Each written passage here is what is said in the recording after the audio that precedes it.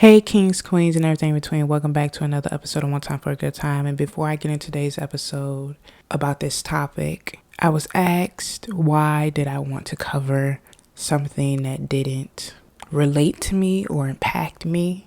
And for a long time, I was sitting back watching these news stories unfold, seeing these horrific videos. And I realized to myself, it doesn't matter that I'm in the United States. It doesn't matter that I'm not in the streets with these protesters. What matters is there's a fight going on.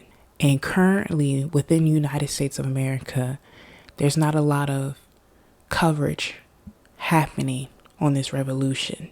Thousands of people are marching currently as we speak, being killed, hurt, shot at, abused. Bodies are being taken and families are being forced to put out written statements that the way they died wasn't the way of the police. If you don't know about the Iranian protests right now, it's most likely because of the politics that is currently going on historically with the United States and Iran, and people not wanting to cover them because of a certain situation that I will get into in the video. But for once, I want us to take a step back and realize that looking at this topic, no matter where you're at in the world, you should see that this shouldn't be about politics. It shouldn't be about what happened in the past. When it comes to anybody's rights, no matter where they're at, where they're from, what class they are, what government system they are, if people are fighting for basic human rights, we should all stand by them, whether if you're in the ring or if you're not in the ring with them. And seeing this happen for the last 4 weeks, I have to stand by these brothers and sisters and show them that I see them, I hear them, and what they're doing is important. And there's too many innocent people, lives being taken away, that the news not covering it here is disgusting. And right now, us posting on the internet, posting on social media, posting on YouTube and news channels is important for their movement, to show that they are seen and heard, and that the injustice that is happening to them is being recorded. The thing is that the government, the Iranian government regime, wants this to die out. They want it to be swept under the rug so it could be moved on and it could continue with their actions. But in reality, us talking about this subject, us shedding light on it, sharing it, reposting it, tweeting about it, keeping it trending, will force their hand in making a change. Will force their hand in giving their people, their civilians, the basic rights they deserve. So before the incident of Mahsa and Amini being killed on September 6th, this revolution has been happening for 40 years. And I want to show you guys how we got to today. Dating all the way back to 1979, the struggle against mandatory veiling and for women's basic rights and freedom has really been 43 years in the making. It begins on day one as soon as Islamic forces declared victory in the revolution that overthrew the Shah. It was led in large parts by women who themselves participated in the revolution and wanted the Shah overthrown, but refused to let their revolution to be overtaken by regressive forces that now wanted to deny them their rights. In 1979, tens of thousands of women in Iran took to the streets of Tehran. The protests began on March 8th, 1979, International Women's Day. Amini had just issued a decree making the veiling of women mandatory. So women flooded the streets for 6 days straight, where they were met with violence and branded as traitors, counter-revolutionaries, stooges, or even prostitutes. They succeeded in forcing the religious leadership to retreat from their position on the veil, even if the victory should be short-lived. The 1979 Iranian Revolution was about freedom. It was an idea that inspired huge continuance of women to oppose the Shah and unprecedented resistance. February 1979, the Ayatollah officially took power and the revolution was declared over. Within weeks, he began his assault on minorities, the political opposition, and women's rights. Tens of thousands of women gathered in Tehran on the morning of March 8th outside the new Prime Minister office, while another 3,000 went to protest in the religious city of Qom, where Amini resided. The same morning, a large group of women pushed open the doors of a packed auditorium at Tehran's university and interrupted the lecture. The women told the auditorium about the verbal and physical attacks they faced on the streets from pro-regime thugs. The women protests appeared to work. Just a few days after March 8th demonstrations, the high-ranking theologian Ayatollah retracted Khomeini's statements, and with the apparent victory, the women's mobilization, the first massive collective resistance against the Islamic Republic.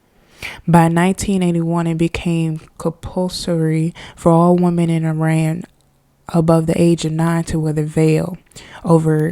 Other changes also followed: gender segregation in the workplace and at school, beaches, and sporting events. And as a slew of new laws governing divorce, child custody, inheritance, citizenship, and retribution, all tipping the scale against women. In response, feminist activists organized various campaigns over years, and in their day-to-day lives, women kept resisting. In December 2017, this is, remind you, a 30-year jump. In December 2017, 5 years before the protests over Mahsa Amini's death, a young woman named Vida Movahid climbed on top of a utility box on one of the Tehran's busiest streets. She stood there barehanded, calmly waving her white scarf on a long stick. Her display of defiance went viral. Photos soon started circulating of other Iranian women taking off their headscarves in public. Dozens were arrested, but these women were undeterred. Together they became known as Daughters of Revolution. For many Iranian women revolutionaries in 1979, it's been heartening to see the younger generation carry the torch they lit 40 years ago. Now we get to today's time. 4 weeks ago, 22-year-old woman Mahsa Amini was detained by morality police for wearing a loose hijab. They proceeded to arrest her and throw her in the back of the van. If you look at the video that showed her arrest, she hit her head and she was taken to the hospital, proceeded to go into a coma and die 3 days later. The problem with this is autopsy came out, police came out and said her cause of death was a heart attack. This caused the outrage and protest that is currently happening today. Few days later, on September 20th, 16-year-old Nika Shakarami, who was protesting the regime in Tehran, was killed by beatings of the regime. Her body was then taken from her family, preventing them from burying her.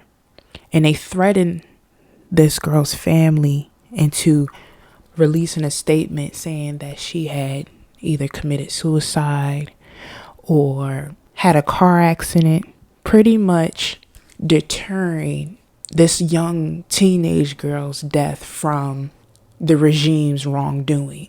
The mother of this little girl came out and said she would not lie and say that her daughter killed herself. She would not lie and say her daughter had a car accident or that the wrongdoings of her death wasn't from the police themselves. So far, 82 people as of today have been killed in these protests, have been murdered. There's this horrendous video of this man honking his horn in solidarity of the women's protest. And it shows a regime officer coming up and shooting him in his head. His brains laid on the seat behind him and the blood rested all over his car. Find out later on he was identified as a man in his 20s, and his mother came out and proceeded to say, don't send condolences for my son. Just keep fighting for what's right. Going back to what I said in the beginning of the video of why the press isn't covering this more in the United States is because if you don't know, in 1979, some Irani college students went to the U.S. Embassy and kidnapped the government officials and citizens there for 2 years. That hostage situation caused a rift between Iran and United States for years.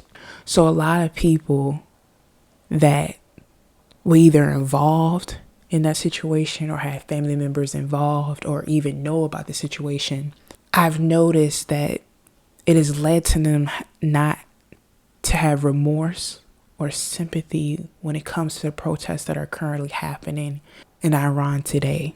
I've seen plenty of people document and say they won't fight or they won't talk about the situation, and they won't have any parts of it because of the hostage situation in 1979.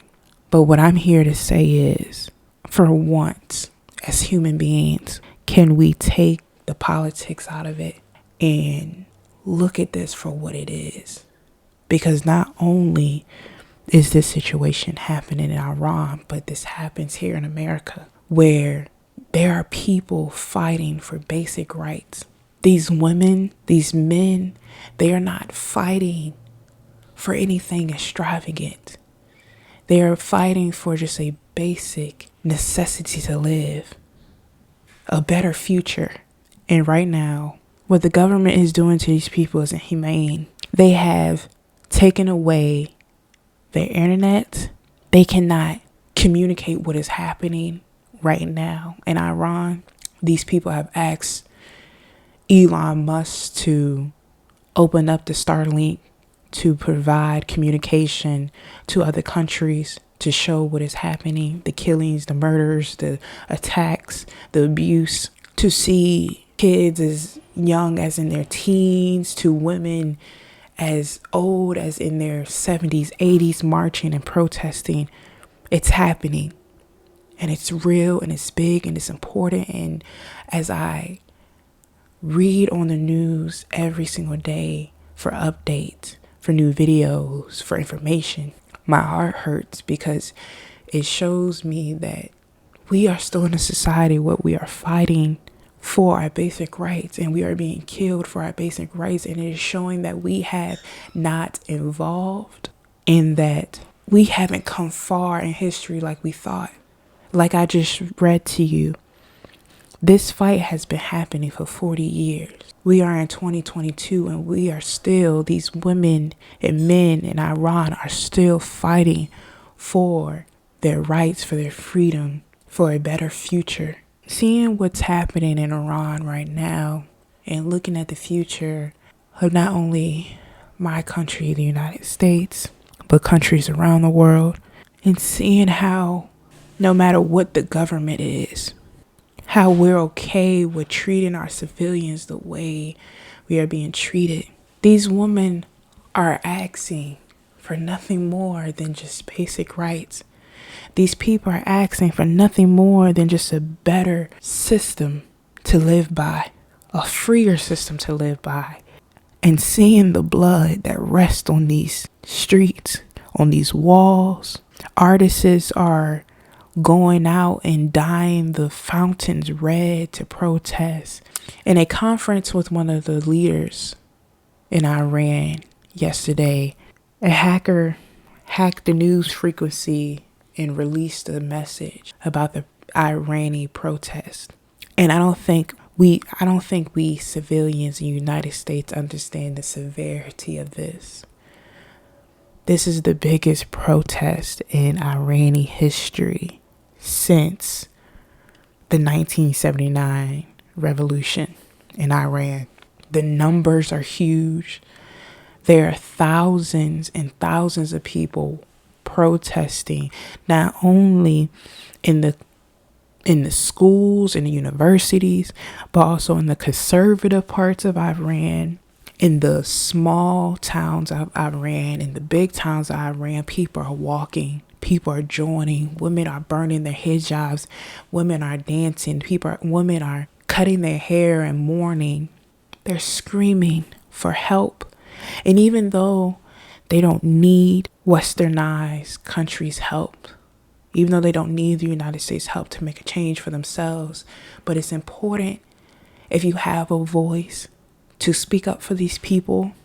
They are being censored, torn down, and they are doing the hard work that we cannot provide.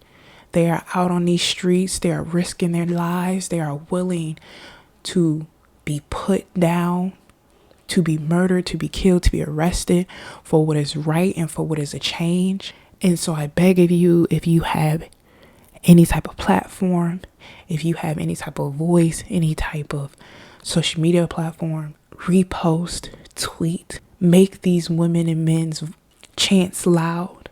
As of today, I've learned that they haven't been able to mourn the people that were killed in these protests just quite yet.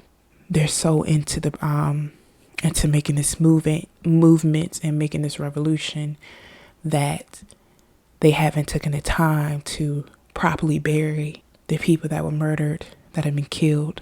So I ask if you kindly send your condolences out to those people that have put their lives on the line, to the innocent young kids and victims out there that have passed away. Also, I spent a long time doing as much research as possible about the Iranian Revolution, about the protests, about the regime, and so much information. Like I said, this is graded into 40 years of work. So if I was incorrect about something, if I left out some information, I promise you I will leave articles, YouTube videos, credible sources in the description box below so you can find your own information, learn more about this information and what's going on in Iran today. But I ask, and if you are Irani and you're listening to this, with my entire heart, with my whole heart, watching you guys fight these past 4 weeks, I never thought I would ever see a revolution as strong, as big, as brave, as beautiful, and as resilient as you guys are today.